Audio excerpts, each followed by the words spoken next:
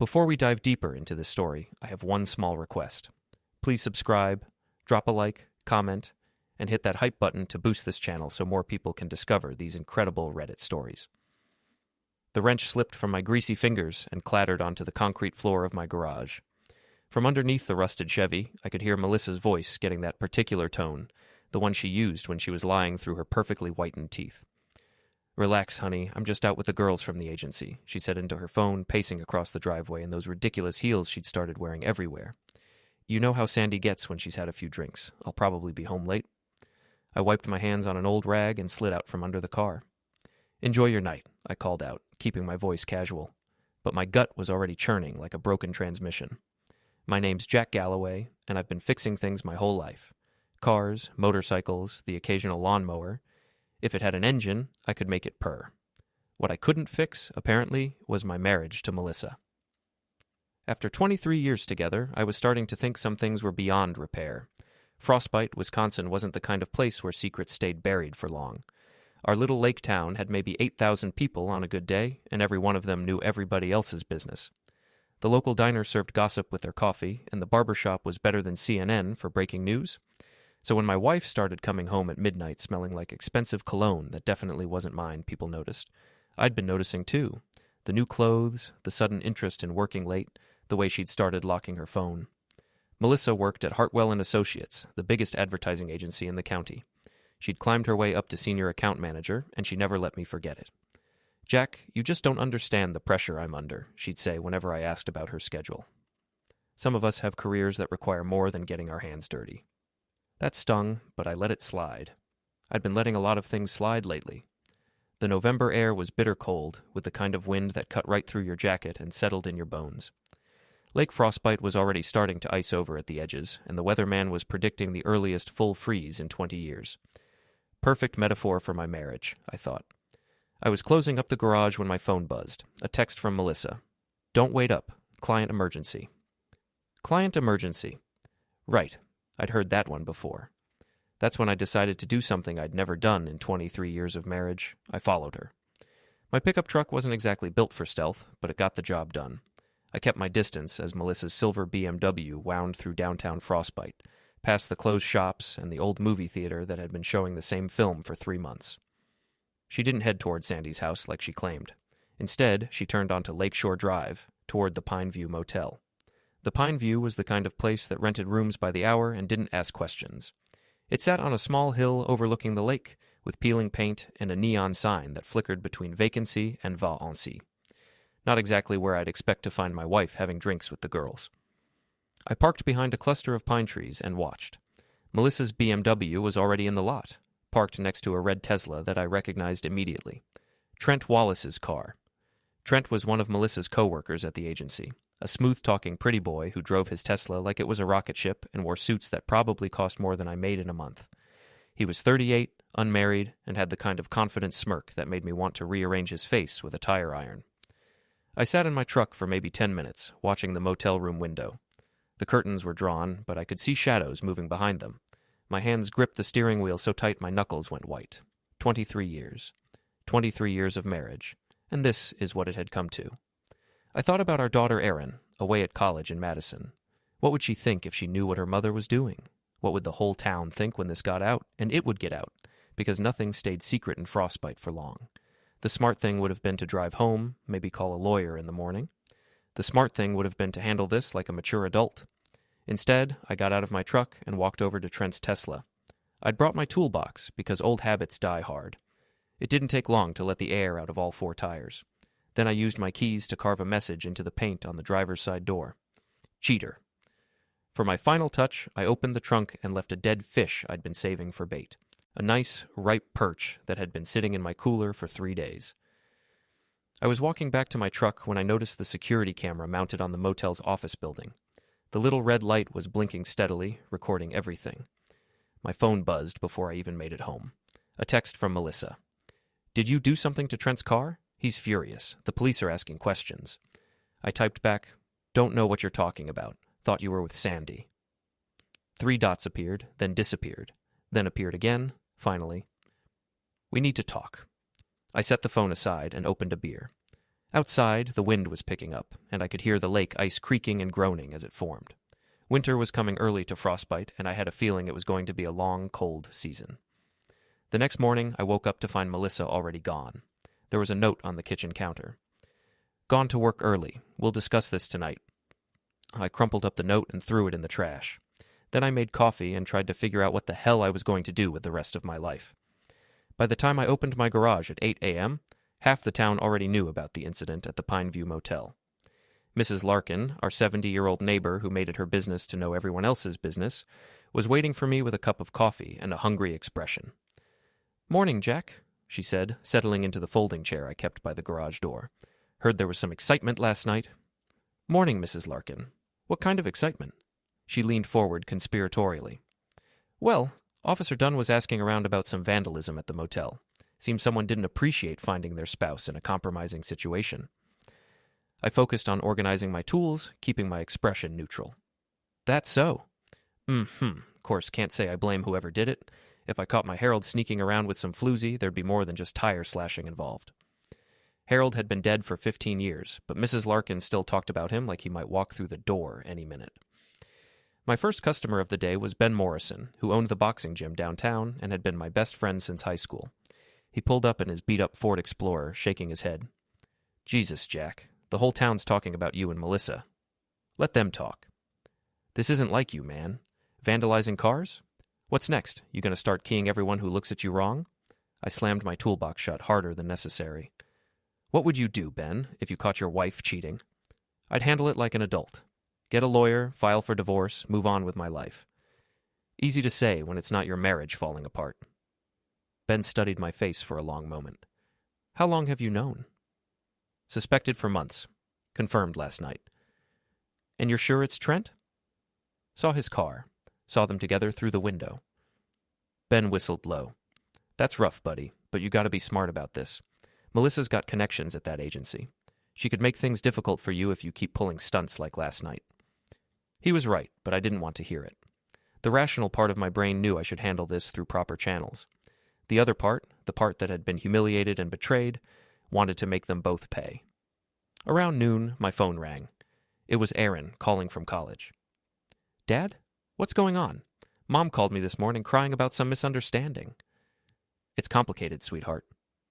She said you vandalized someone's car because you thought she was cheating. Please tell me that's not true." I closed my eyes.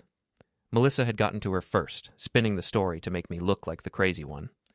"Your mother and I are having some problems. We're working through them." "Problems? Dad, she's talking about getting a restraining order. She says you're acting unstable." "A restraining order?" The words hit me like a punch to the gut. "Aaron, I would never hurt your mother." "Then why did you trash that guy's car?" I didn't have a good answer for that. How do you explain to your daughter that sometimes good men do stupid things when their world falls apart? "I made a mistake," I said finally. "But I'm not unstable, and I'm not dangerous. Mom says you've been drinking more lately." Another lie. I'd had maybe 3 beers in the past month, but Melissa was building a case, painting me as the unhinged husband who couldn't handle his wife's success. "Aaron, I need you to listen to me carefully. Your mother is having an affair with a man named Trent Wallace. I saw them together at a motel. I'm not making this up, and I'm not crazy." Silence on the other end of the line. "Honey?" "I don't know what to believe anymore," she said quietly. "You and Mom used to be happy. What happened?" That was the million-dollar question, wasn't it? When had we stopped being happy? When had we become strangers sharing a house? "I don't know, sweetheart. I really don't know." After Aaron hung up, I sat in my empty garage and tried to figure out my next move. Melissa was already 3 steps ahead, controlling the narrative and turning our daughter against me. If I wasn't careful, I'd end up looking like the villain in my own story.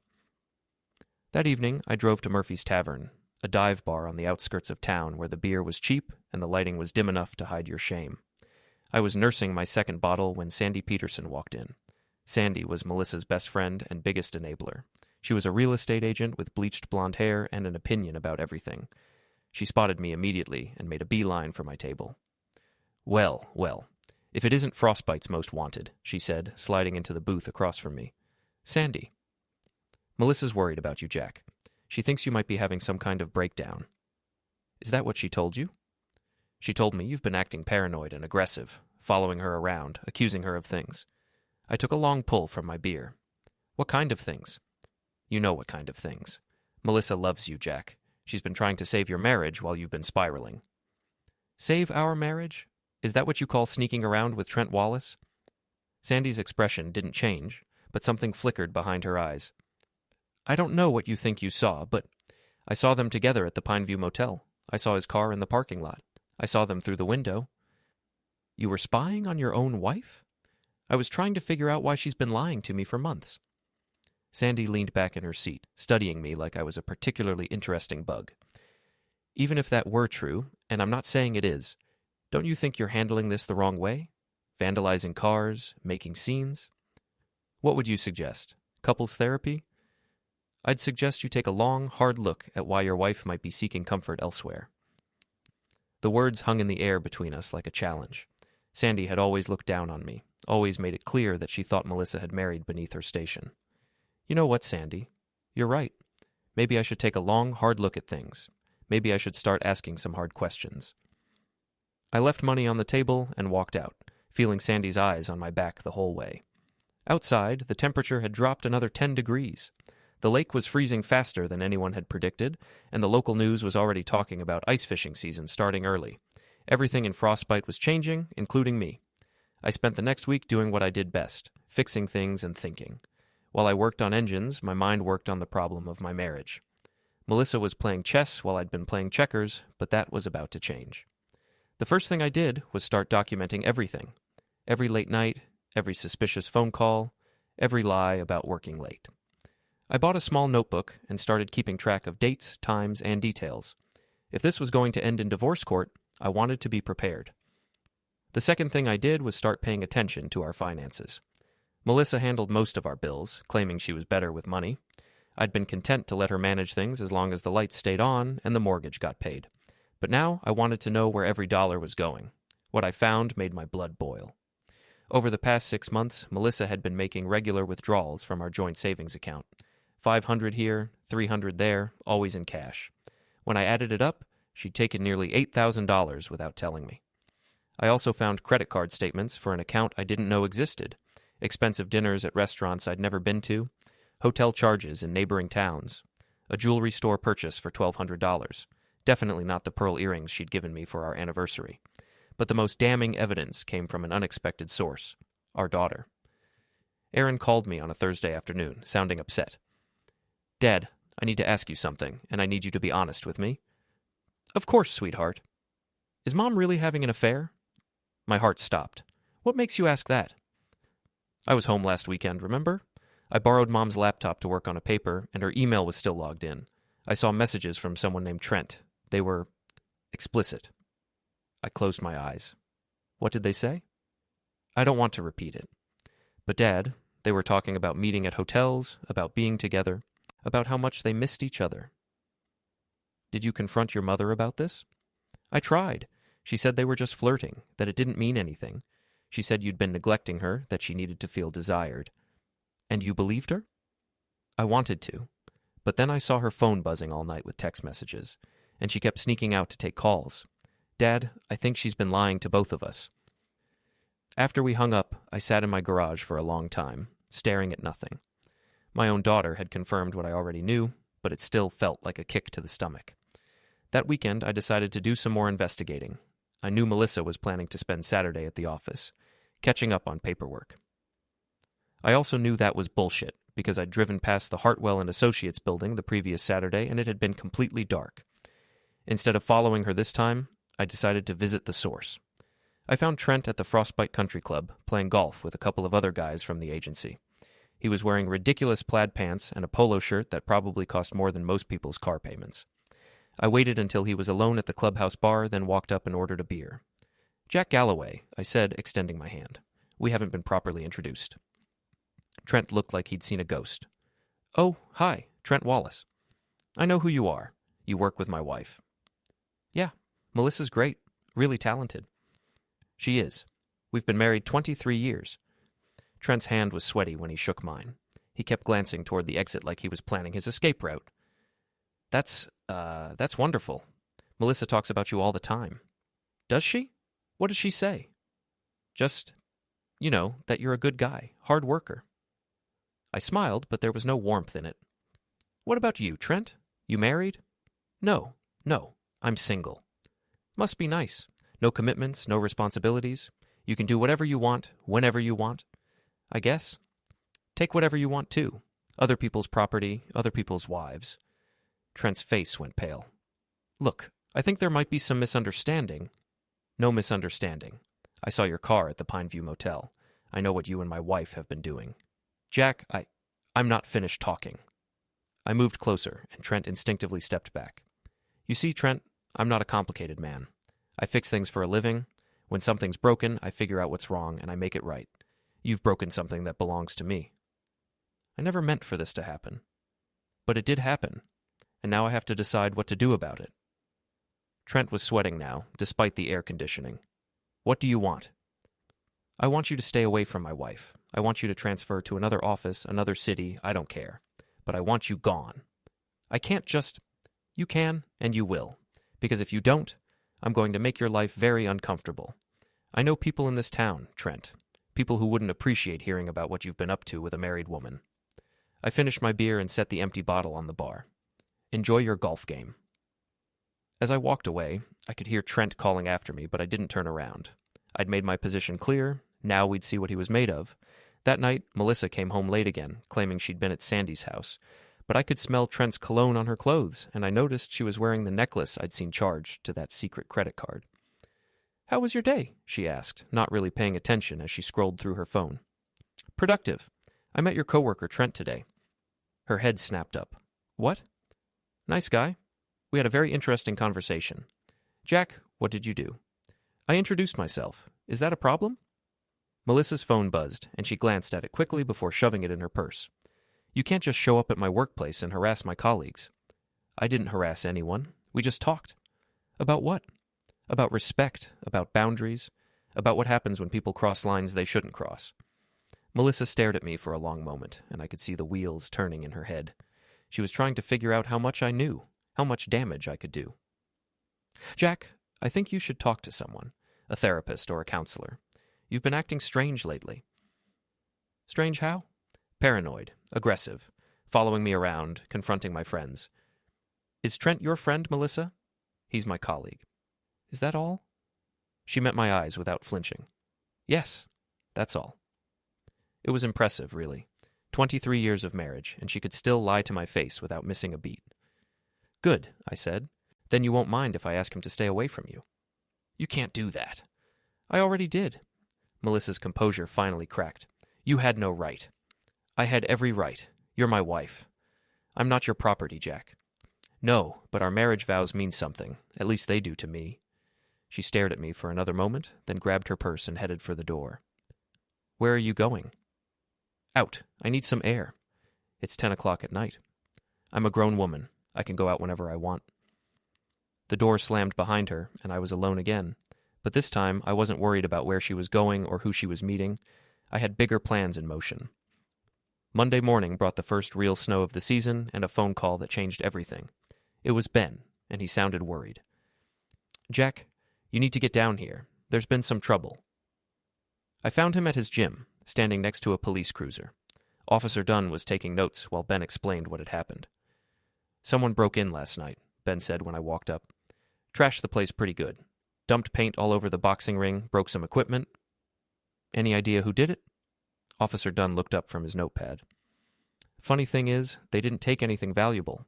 Just made a mess. Almost like they were sending a message. I looked around at the damage. It was extensive but targeted. Whoever did this knew exactly what they were doing. You have any enemies, Ben? Dunn asked. Not that I know of, but Jack here's been having some marital troubles lately. Maybe someone's trying to get to him through me. Dunn turned his attention to me. That right, Jack? Someone got a grudge against you? Could be. I've ruffled some feathers recently. This wouldn't have anything to do with that incident at the Pineview Motel, would it? I don't know, officer. You tell me. Dunn studied my face for a moment, then closed his notepad. Well, if you think of anything that might help, give me a call. After he left, Ben and I started cleaning up the mess. It took most of the morning, and by the time we were finished, I was angrier than I'd been in years. "This is escalating, Jack," Ben said as we surveyed the damage. "Maybe it's time to back off. Let things cool down." "Back off? They attacked my friend's business because of me. You think I should just let that slide?" "I think you should be smart about this. You're outnumbered and outgunned." "Maybe, but I'm not outthought." That afternoon, I put my plan into motion. I'd been thinking about this for days, and I knew it was risky. But sometimes you have to take risks to get what you want. I started with the Hartwell and Associates website, which listed all their employees and their contact information. Then I created a new email account and started sending messages. The first one went to Melissa's boss, Richard Hartwell. "Dear Mr. Hartwell, I thought you should know that one of your senior account managers has been conducting personal business on company time. I have documentation of hotel meetings and personal expenses charged to company accounts. I'm sure this violates your ethics policy. A concerned citizen." The second one went to the agency's HR department with copies of the credit card statements I'd found. The third one went to their biggest client, a family-owned furniture store that prided itself on traditional values.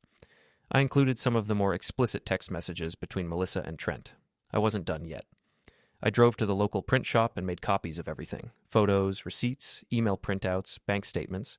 Then I started distributing them around town. I left copies at the diner, the barber shop, the grocery store, anywhere people gathered to gossip.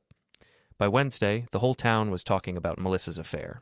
I could see it in the way people looked at me, some with pity, others with curiosity. Mrs. Larkin was in her element, holding court at the grocery store with all the juicy details. But the real fireworks started when Melissa came home that evening.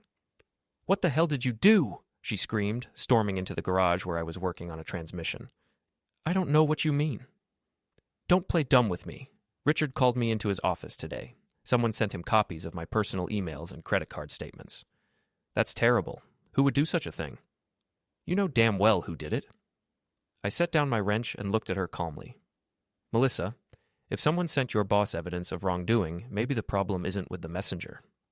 Those were private communications. Between you and your lover, using company resources. I don't think they're as private as you thought." Her face was red with fury.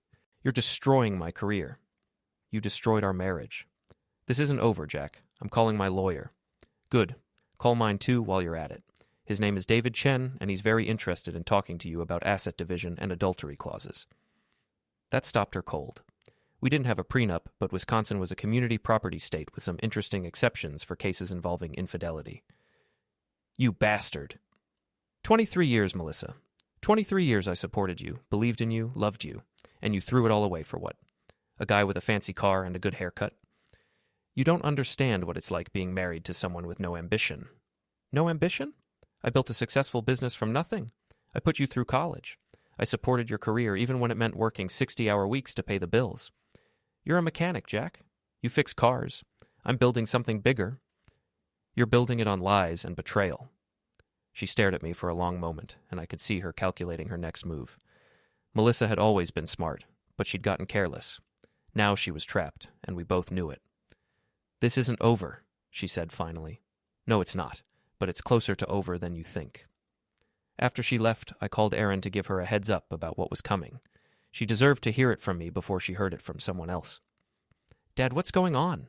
Mom called me crying about lawyers and private investigators. "Your mother and I are getting divorced.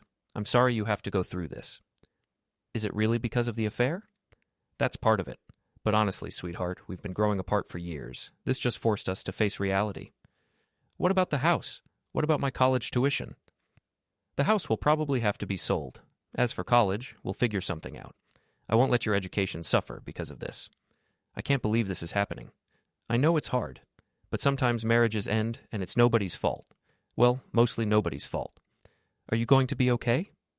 I looked around my garage, my sanctuary, my workshop, the place where I'd spent countless hours building something with my hands. "Yeah, sweetheart, I'm going to be fine." But as I hung up the phone, I wasn't sure I believed that. The war was just beginning, and I had no idea how much collateral damage there would be before it was over. The town's annual Thanksgiving festival was supposed to be a celebration of community and gratitude. Instead, it became the stage for the final act of my marriage's destruction. Melissa had spent the past 2 weeks trying to control the damage to her reputation. She'd hired a lawyer, started spreading stories about my mental instability, and even convinced a few people that I'd been the one having an affair. But the evidence was too strong, and Frostbite was too small a town to hide the truth for long.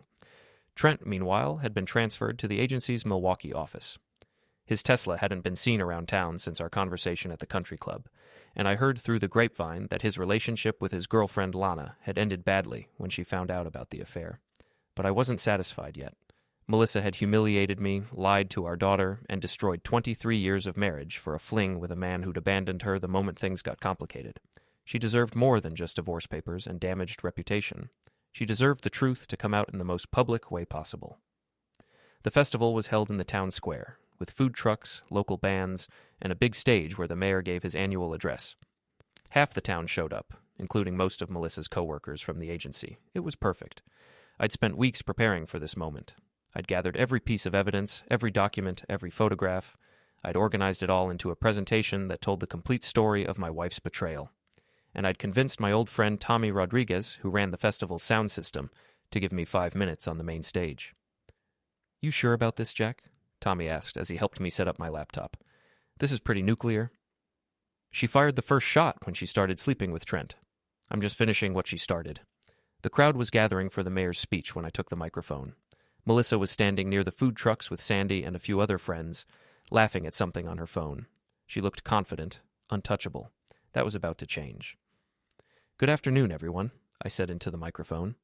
"For those who don't know me, I'm Jack Galloway. I've lived in Frostbite my whole life, raised my daughter here, built my business here.